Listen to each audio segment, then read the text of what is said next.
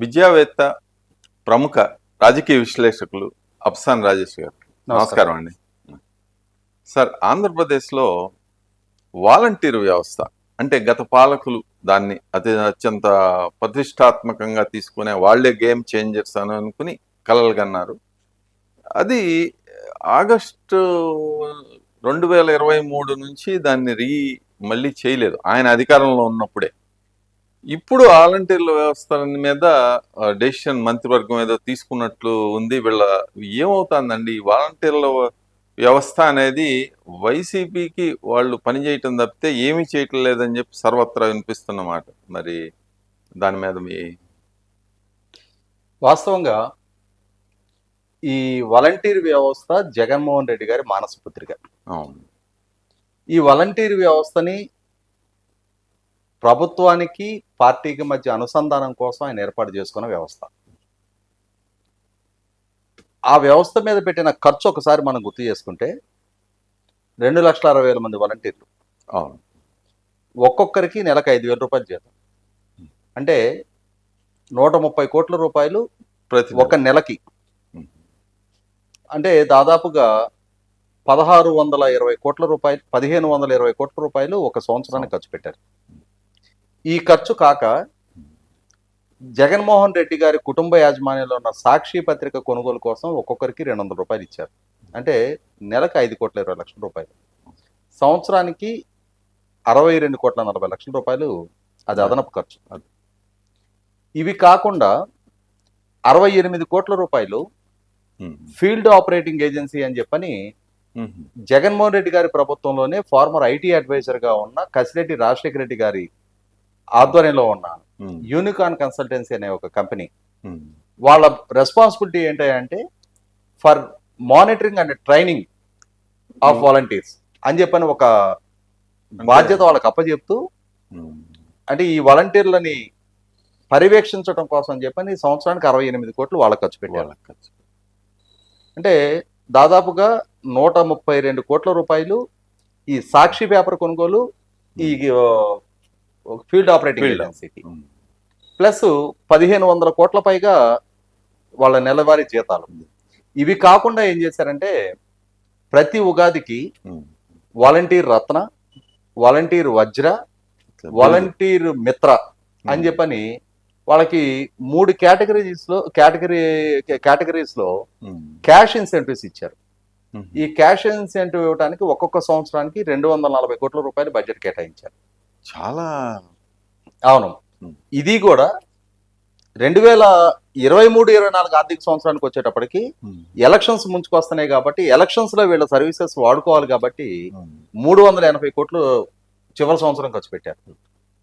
అంటే ఈ మొత్తంగా లెక్కేసుకుంటే 9,750 కోట్ల రూపాయలు 5 సంవత్సరాల కాలంలో జగన్మోహన్ రెడ్డి గారి పార్టీ కార్యకర్తలతో నుంచి ఎంపిక చేయబడ్డ ఈ వాలంటీర్ వ్యవస్థకి ప్రభుత్వం ఖర్చు పెట్టింది. వాళ్ళు చెప్పిన కారణం ఏంటి?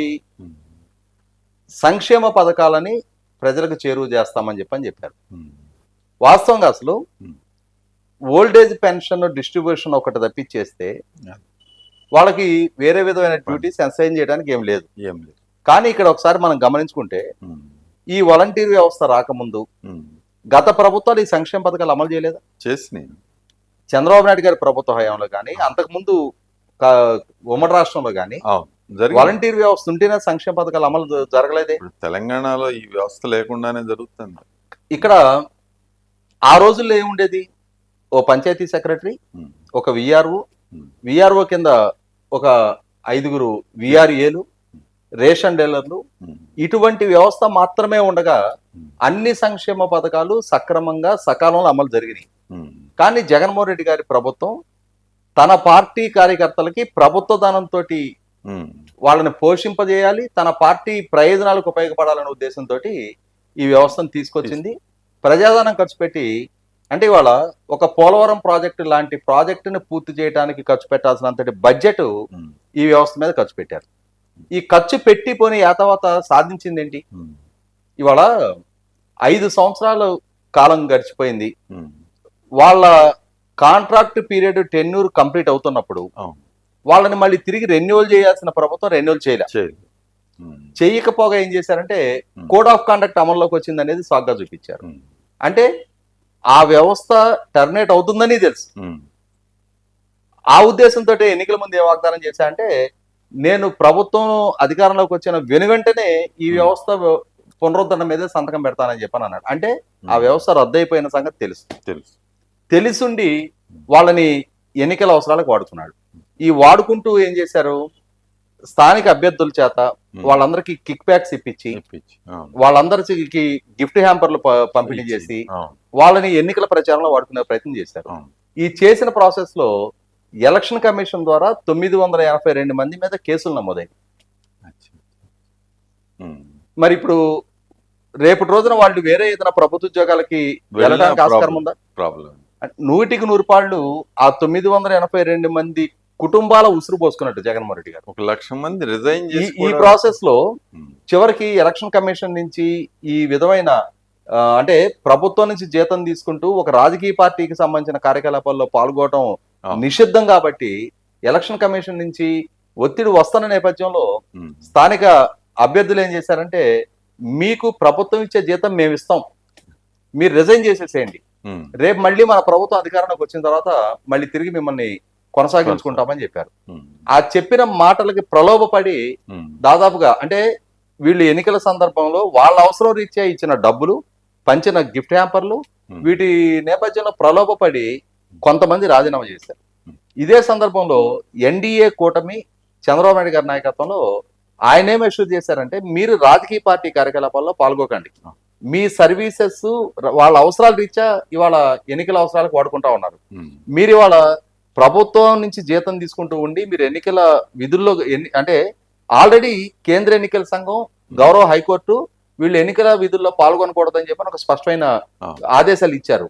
ఇచ్చిన సందర్భంలో కూడా వీళ్ళు ఎన్నికల విధుల్లో పాల్గొన్నప్పుడు రేపటి రోజున కేసులు నమోదైతే అది మీ భవిష్యత్తు కెరీర్కి ఇబ్బందికరంగా మారడానికి ఆస్కారం ఉంది. కాబట్టి మీరు న్యూట్రల్ గా ఉండండి.